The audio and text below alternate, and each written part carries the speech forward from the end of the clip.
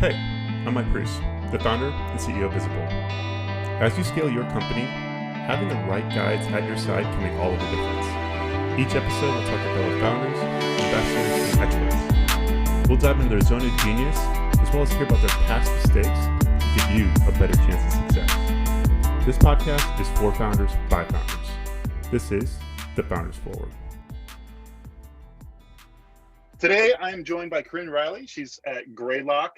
Previously, she actually worked at Morgan Stanley, and the roster is pretty impressive of the companies that help support either go public or through direct listing. Uber, Zoom, Palantir. We're going to get into early stage investing, what Corinne likes to see in companies. We're actually going to talk about community-led growth, which I'm really excited about. But before we do that, Corinne, welcome to the show, and thanks for joining us. Thank you for having me. Okay, so one of the things that we were talking about before we hit record here was you grew up in a small town in Italy. You're now in the South Bay of San Francisco, part of the Greylock team, and investing. How do you go from a small town in Italy to where you are now? Yeah, it can only be best described as a series of fortunate events. I am from a small town called Viareggio in Italy. It's on the coast of Tuscany near Pisa, about an hour away from Florence, and grew up there most of my life, thought I was going to be there for the rest of my life, and really just got a couple of great educational opportunities outside of Italy towards the end of high school that kind of catapulted me back to out here to the US. I eventually ended up in Chicago for college, where I did econ and started realizing that technology was a world that I wanted to be a part of. And so, job by job, internship by internship, made my way out here to San Francisco. So yeah, like you mentioned, at Morgan Stanley, I primarily focused on IPOs, both in consumer and enterprise. Realized there that I really loved the enterprise side of things, and I really loved the early stage, 0 to 1 part of the company journey. And so decided that I wanted to do early stage, and got lucky enough to be investing here at Greylock. That's awesome. What's it like being an iBanker? Is it as terrible as people say? No, I quite enjoyed it. You definitely learn a lot about the ecosystem, that's for sure. It's interesting how relevant being able to benchmark and, off the top of your head, know how metrics benchmark compared to public companies. It's actually very useful. Yeah, I feel like that's incredibly useful. I guess, one of the things we explore on the show is getting into the mindset of investors and ideally to help founders, be more successful with fundraising, whether that's metrics or how they think about their business and the right fundraising process. And maybe just to help kind of set the context for some of our conversation here is, what types of Greylock's a prolific investor, I think over 400 portfolio companies at this point.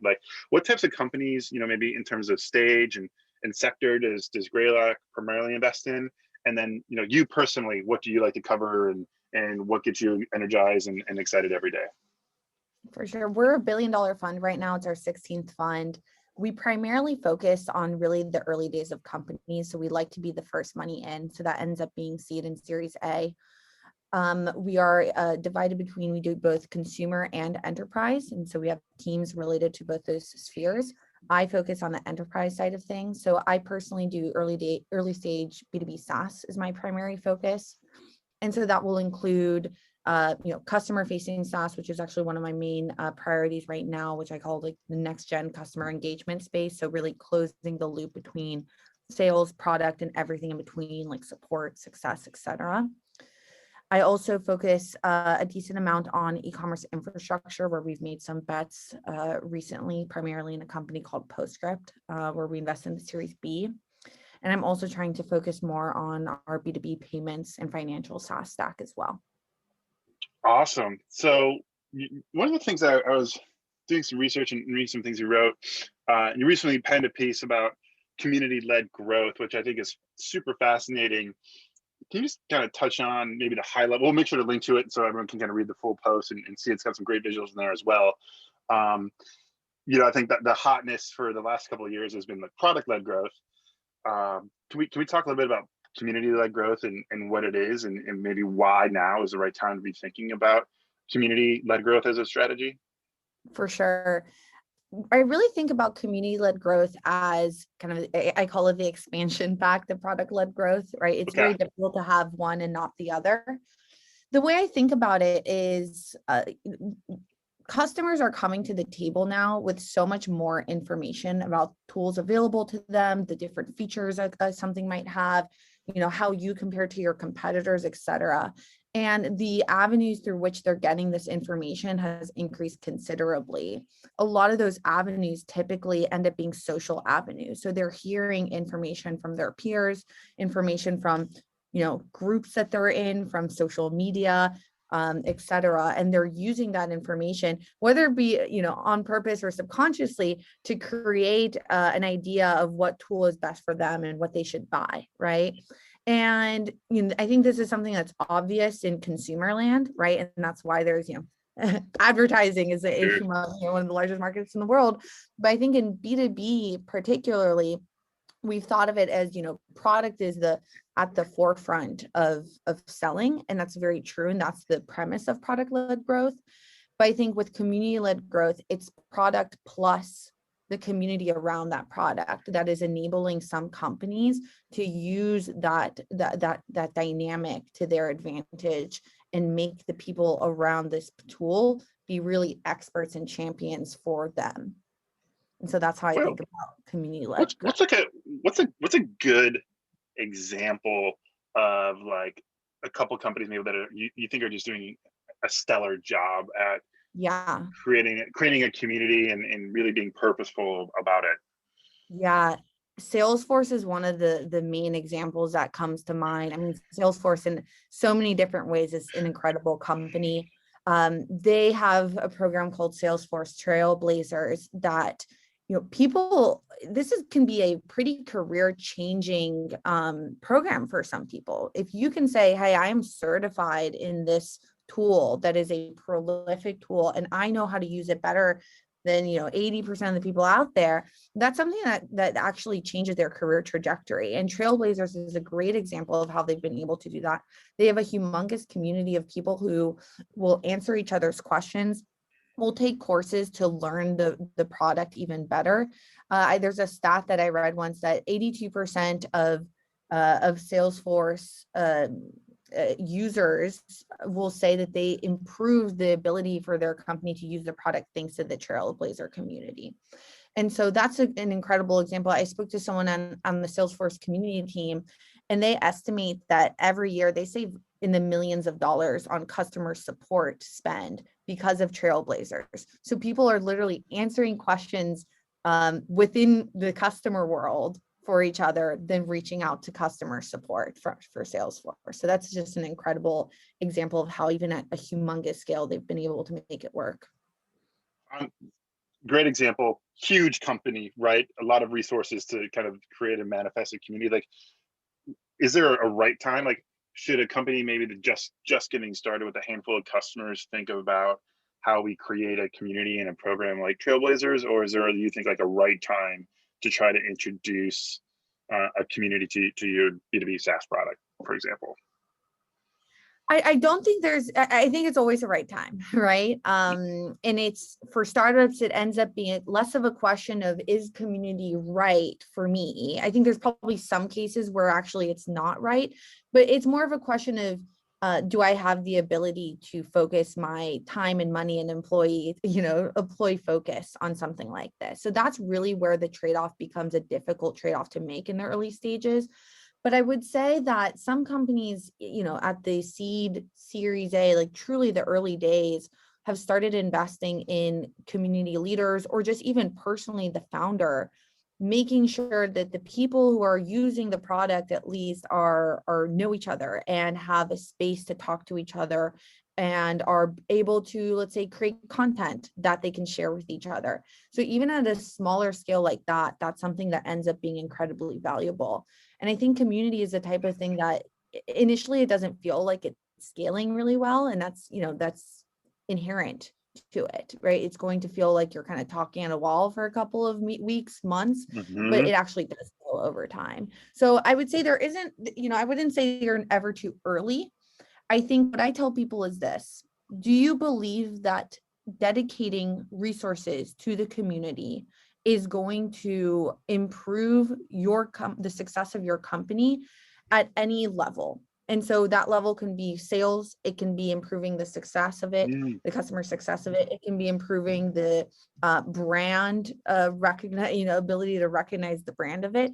If you think that any of those plays really matters to you, then yes, you should direct resources to community. If on the other hand, that's not your number one priority, you are still building the product, you need all your money to go towards engineers to build that MVP, then yes, you probably are too early. Does a community need to have like a physical, or when I say physical, does it need to be like a destination? Like, there's things like Circle or Slack or other purpose-built places for community exist, or have you seen any examples of like strong communities where maybe it doesn't live in a dedicated tool? Totally. I think one that comes to mind, and this is kind of cheating, but public.com is an example of, their product is inherently a community product, right? It's community-based investing, but it's not like they kind of built it into them. So that's an extremely interesting case where they didn't need to go build a Slack or something like that because the people are actually coming to them in the product. I would say that you don't need to have a Slack for every single thing in the world, or a Circle, or whatever it is. And if anything, some people get get burdened by having too many of those spaces that they're continuously checking in on. I've seen some companies have a lot of success just by being very active in these circles that already exist. So for example, one of my favorite communities is called Locally Optimistic. It is a data focused community. So really, hundreds, I think it's in the thousands now, of people who in the data world are part of it. It's agnostic, right? So you're not necessarily, it's not someone trying to sell to you all the time. If anything, they try to stop brands from over promoting themselves. But it's a place that I've spoken to many people in the data world who I've asked them, hey, like if you had to look for a tool in this type of tool for yourself, where would you look? How would you go about that? And their first answer is, I would just ask people in Locally Optimistic. And so you don't have to own your own Slack. But if you own some of the mind share around the environments that matter, that ends up being a huge push for you. Yeah, that's super cool. This is unrelated to maybe being in someone else's community, but one of our customers, Pistol Lake, they make like shirts and t-shirts, and they're a men's fashion company, and they have like a whole Reddit community really geared towards like people that love to travel, kind of one bag people who like really geek out on that stuff. And it's really interesting to see, like I posted some feedback like, hey, I'm 6'5" and I have like this weirdly long torso, like I would love like a longer version of the shirt. And like the next day they sent me like a sample, which I thought was like the coolest thing ever to see like that happen, where like I posted something and then like they were listening and got a shirt within like a couple of days from that. So I thought that was really cool. Yeah, that's incredible. It's there's so many insights to be gained from what people are saying in your different communities. And so tracking that really well ends up being, for a lot of companies, whether you're early or whether you're Salesforce, tracking what people are saying and how people are engaging can actually be a needle mover. Are you looking, so you're an investor, right? So you're looking at deals every day. And probably community-led type companies as well. Like, are there certain like metrics or key? Is it something you feel, or are you looking for like quantifiable things as well, like number of members, activity? Like, what are the like key metrics or things you're looking for, either qualitatively or quantitatively, when you're like assessing a company and maybe looking at the community as a differentiator? Yeah, that's a great question. I think we're starting to get to a place where people are going to measure it more and more. And in fact, Greylock has invested in a company called Common Room, and their whole product thesis is that we need to be able to stitch together and create a single pane of view of what all your different sources of community are saying. Because right now what's happening is community managers are, every day, multiple times a day, logging into each individual account, manually checking who's saying what, hope crossing your fingers that you don't miss an important Slack message or an important, tweet that someone has a problem with your product, right? And it's super manual. And so what Common Room is doing is saying, hey, we can stitch all these profiles together. We can give you, community manager and their team a pane that says, hey, Corinne is your most active community member because she is messaging a lot in the Slack. She's responding to other people on Reddit. And, she is also on Twitter, liking every single thing that you do. You should reach out to Corinne and ask her if she wants to write some content for you because she has a lot of pull within the community. And so that's an extra layer of just insights that people haven't had yet. So my hope is that with tools like Common Room, it will pretty much become, ubiquitous for every company who has a pulse on their community through this to be able to say to investors, hey, these are my KPIs. This is how it's tracking. This is how it's looked like historically. Because right now, I would say both on the investor side and on the company side, it's pretty manual. And it is a little bit more gut checking, like you're saying, which isn't optimal. There are parts of community that are very measurable. Of course, there will always be parts that aren't measurable. Like, there's 10,000 messages. Well, are they positive messages or are they negative messages? And so you get into the also analyzing the text, which is another thing that Common Room will be able to do. So that's a world that I would love for us to get to very quickly. Yeah. At what point, does this start to become something that's defensible for you? I'm thinking about, I'm an early stage founder, call it a seed stage company, just getting off the ground. Like, how does this become a defensible, position for me or a moat? Is it like immediately? Does it take time and compound? Like, what are you seeing in terms of how defensible the community becomes for your product, service, offering, whatever it might be? I think there are certain markets and there's certain types of products where community can become a humongous moat, right? And what it depends on, in my mind, is there are a couple of things. It depends on what the competitive landscape for that product looks like. Sure. If you are in a world where you have quasi-identical products at pretty similar stages amongst different competing companies, being able to say, hey, I'm the most recognized name. And if I walk down, if I go to Y Combinator demo day and ask anyone, hey, what should I use for this? And everyone says, hey, you should use Corinne's product. This actually it sounds small, but it actually ends up being a growth trajectory that is durable. It's not going to make you a $10 billion company just off of that, but it does drive a lot of initial usage that, you'd rather have than not. I would say there are some spaces where it is less of a defensible moat and more of a nice to have, right? But there are so many spaces that community touches, right? So actually, ironically, there's David Spinks, who's one of the most amazing thinkers in community, wrote a book. And in this book, he has this called Spaces model, right? It's the outcomes of businesses of community, and it's support, product, acquisition, contribution, engagement, and success spaces. So like all those things individually are, you don't have to do all of them, but all of them can be one of the areas that you improve greatly through community. And so let's say you take engagement, and engagement is your main focus, and you're using community to improve your customer engagement.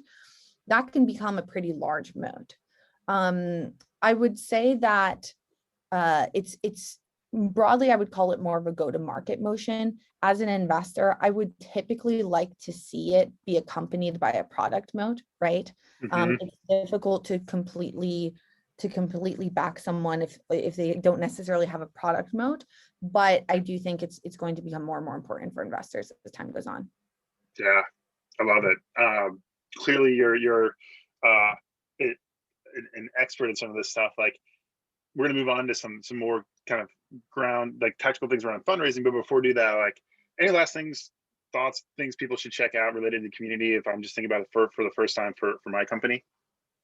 For sure. I would say if you're trying to figure out how to manage your community, you want to get advice from other people, you're just kicking it off, or even if you're further ahead, check out Uncommon. Uncommon is the community for community builders, and it's an incredible resource. It's podcasts, content, everything that you can think of to kind of get your community off the ground. So Uncommon, I would check it out.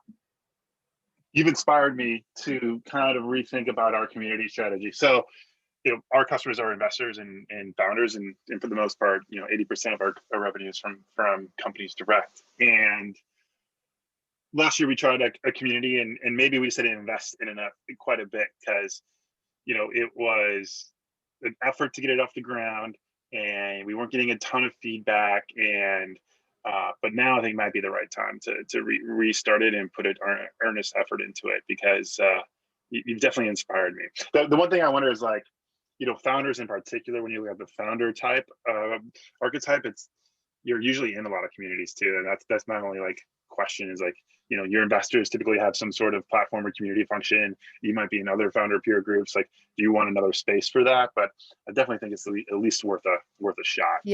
Yeah. There's this thing called again, David Spinks wrote about this, the community commitment curve, right? Where it's you start off as just reading a post, and then there's specific milestones that you can say, I want this person to hit these, where if I get to the top of the curve, they are, an ambassador for this company or this tool, right?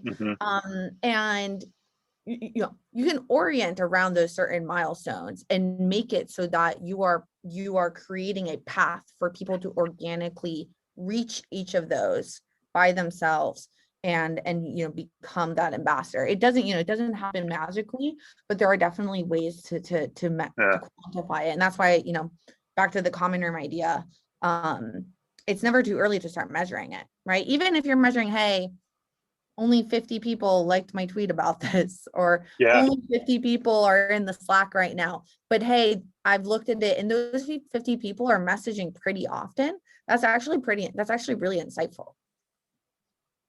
If 50 people like my tweet, I'd close my laptop, call it a win, and have a beer. So that's awesome. Okay, we're going to switch over to some fundraising stuff now. Our audience is really pre-seed, seed stage founders, maybe gearing up for their first kind of institutional raise or Series A.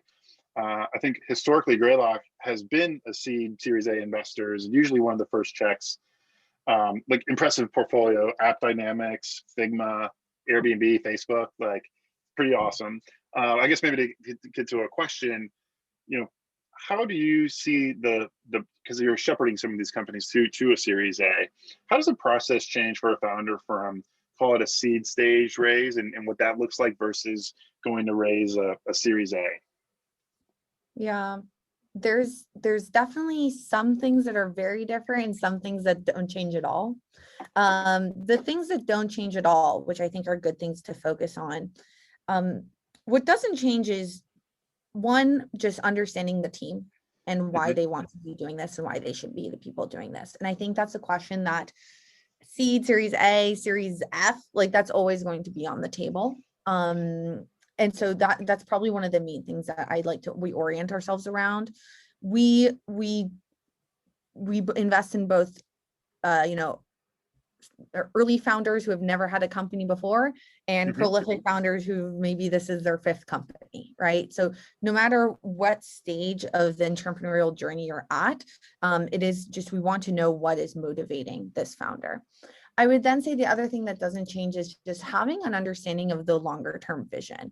And we don't expect people, seed, Series A, even sometimes Series B, to be able to define to us exactly what's going to get you from $1 billion company to a $10 billion company. But we do like to see there is thinking around the larger opportunity. What does change between seed and Series A? So at the seed, we've done investments where it's no metrics, no product, just an idea and a great person. And we're totally comfortable with that. By the A, I would say, when we have, this, larger amount of money, we expect that the first thing they're going to do is hire, right? And that's really what we think of the tipping point between you have an idea and you're thinking about it and you're getting, initial customer approval, and then you have this infusion of $10 million, let's say, well, now you're going to hire a team around yourself. So one of the main questions then becomes, will you have the ability to hire a quality team that is also going to be as passionate about the product as you? And on top of that, who exactly needs to be hired right now? So that ends up being a pretty large question around the Series A that might not be something we ask about around the seed. And then I think there needs to be, between seed and Series A, at the seed, we do like it if we can see some demonstration that customers are on the same page as you, right? You've done customer calls, they agree with the product idea. I think there's always a tendency for people to over agree, right? People love saying that ideas are perfect and wow, I would buy this in an instant. And then, you try to get them to write the check and they don't do it. Yeah. But so trying to get maybe a little bit more concrete on what the customers are saying and get some more quality feedback. That's something that I would want to see around the A. In the team, that's interesting. And I think spot on. Is there a way a founder can de-risk that maybe in a pitch? Is it showing like, here's who I would recruit tomorrow if given the opportunity, and if we had $10 million in the bank, or here's who's going to have lined up? Have you seen anything creative like that? Like, because like, your job as an investor is to de-risk it as much as you can. Is there a way for a founder to prove, at least with recruiting, like, hey, here's how I could de-risk the hiring curve that we're going to have?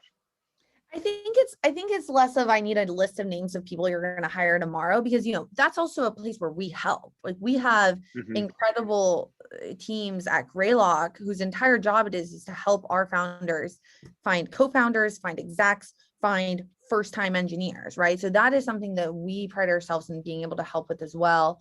I would say it's less about exactly who you're trying to find, but making sure that you have a specific theory around who is the most needed. Sometimes the first exec is a CMO. Sometimes the first exec is going to be a VP product or VP engineering, right? I think usually there's VP engineering is one of the first, but there's different combinations of what matters in the early stages.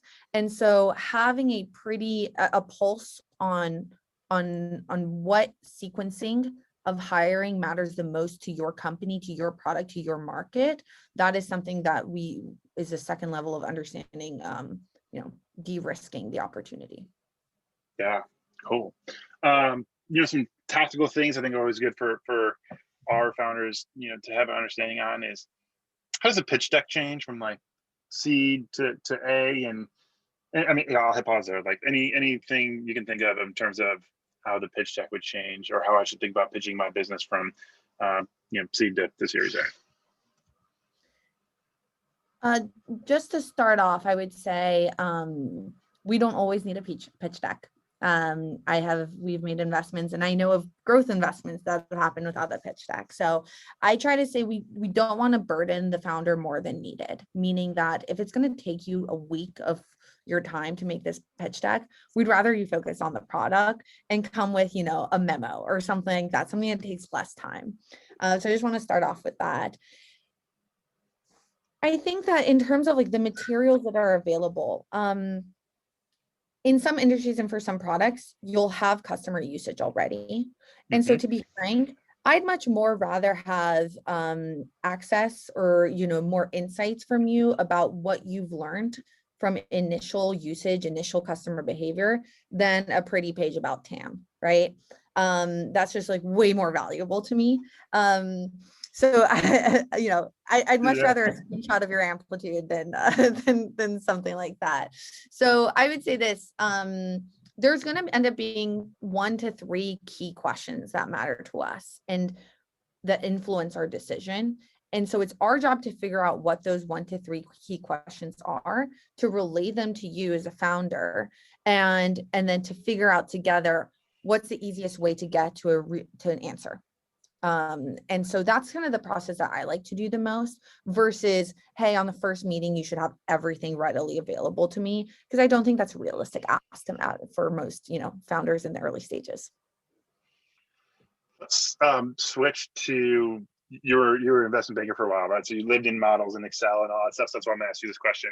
How important for you is the exercise of forecasting, and how a founder thinks about growing their business, in terms of I think there's kind of two schools of thought. You hear some investors are like, I don't care about your financial forecasting because obviously you're not going to hit it.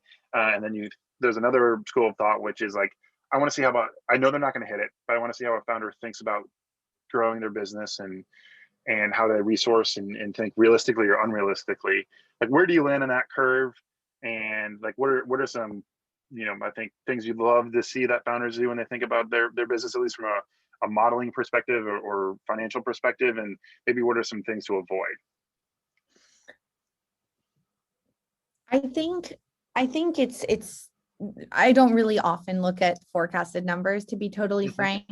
I do find it interesting to understand, let's say we're meeting in March, to understand where they think they'll be at the end of the year, right? So I think, 9 months, I think that's a pretty realistic timeline to be able to have a prediction of where you're going to be. And like you said, it's a little bit more qualitative than quantitative. So it's really a little bit more about, hey, at the end of this year or in Q3 this year, I'm going to hire a sales leader, and that sales leader is going to hire these reps. That's the narrative that I care more about, and versus, the attached ACV to that. And then I would say subsequently, I care less about the numbers attached to the forecasting and more about the pipeline that's underlying that. So if someone says, I have, 40 customers in the pipeline, there's a wide range of what that means. That could be 40 very engaged customers who are banging at your door to get access. And that can be 40 people that you've lightly spoken to. And so having a more in-depth understanding of the quality of those leads is way more valuable in my mind than, forecasting the ACV for them. Yeah. Perfect. Love it. It sounds like you love the customer connection more than anything is like part of this job, and in talking to like customers to hear what they think of founders products. I get the sense that like you're really into like the customer mentality and mindset as it relates to a lot of the companies that you might invest in. I would say first of all, we try not to talk to customers or ask for customer intros unless we feel very leaned in, because we want to be respectful of the company's relationship with their customers. That's the most important relationship to them. We're not going to do customer calls unless we're feeling very positive about the investment, first of all. And I would say this, it's less about us talking to the customers and more us gauging how much this founder understands their customers. I think the biggest compliment or one of the biggest compliments you can say about a founder is saying that they're customer centric, in my mind. Like, they understand not just the pain points of the customer, but also, how they want to be sold to, what needs to happen for them in order to get to that large enterprise deal. Who are the stakeholders? Like, there is a lot of behavioral analysis that goes into that not everyone has, to be totally frank. Yeah. And so one of the main questions I ask always is, what is the most intense usage pattern out of your customers? What customer behavior have you seen that you didn't expect, or something like that? So it's a little bit less about me dealing with the customers and just engaging how much the founder has learned from them in the process. Yeah. Awesome. We're going to wrap today with 3 questions we ask all investors that are on season 2. Hopefully we draw some insights and just really tactical things to share with our founders and community. So first one is, what catches your eye in a cold email from a founder? First of all, making sure it's a space that I actually invest in. I get a lot of pretty random spaces that I have no hand in. Right space, right stage. I would say the best emails that I've seen is there's a one-liner, a link to the website, if there's a website at this point, and a status of the ask of where they're at. That makes it the most actionable, just because if they're too early, but I think it's interesting, I can give them a very realistic timeline of when I want them to reach back out again. And if on the other hand, it's the right stage, I can walk into that meeting with a better idea of what the outcome is, what I should be asking, what I should be looking for. Yeah. Do you like to build relationships with those founders where it's maybe just too early for you to engage, or how do you like the founder to treat that relationship? I personally do. I think sometimes it's not always in the founder's best interest, right? Yeah. They should spend there's only so many hours in the day and there's so much product to build. I want to make sure that they're not wasting time talking to me if we're not going to be able to do anything actionable for another 2 years, let's say. Mm-hmm. I'd rather them be spending that time in the product. So I try to be as forthcoming as possible. And I just say, just so you know, this is way too early for me. We can chat, but I don't see this going anywhere. Let's spend our time. I want to make sure you spend your time wisely. What's the number one thing founders can do to help speed up a fundraising effort? Mm-hmm. The number one thing you can do is just research the investors that you're focused on and make sure that they match their domain and come up with a select number of funders, of investors that you want to meet with, versus blasting a lot of investors. And next thing you know, you have 40 intro calls in a week. So keeping the circle small, but large enough that you're giving yourself an opportunity to actually succeed in the process. That's going to make it faster because you're just going to be able to get through all the calls in a much more selective way. Cool. So let's say I've done my homework. I'm like, great, stage is right, sector's right for Greylock, and found things for a good fit. Any tips for getting in touch or applying or increasing my odds of a meeting? Is it through a referral from another founder? Like, how can I increase my odds? We have all of our emails on the website. So feel free to reach out or email anyone. That's the number one thing to do. Yeah. I read all my emails. I answer. I'd like to think that I answer all of them. And even if it's like hey, thanks for the email, but this isn't interesting to me right now. So whether it's coming from someone else or just a cold email, I'll read it equally. So awesome. Email me. Perfect. Those are things of mine. Anything else before we wrap up? This was great. Thank you for the time. I think, the one last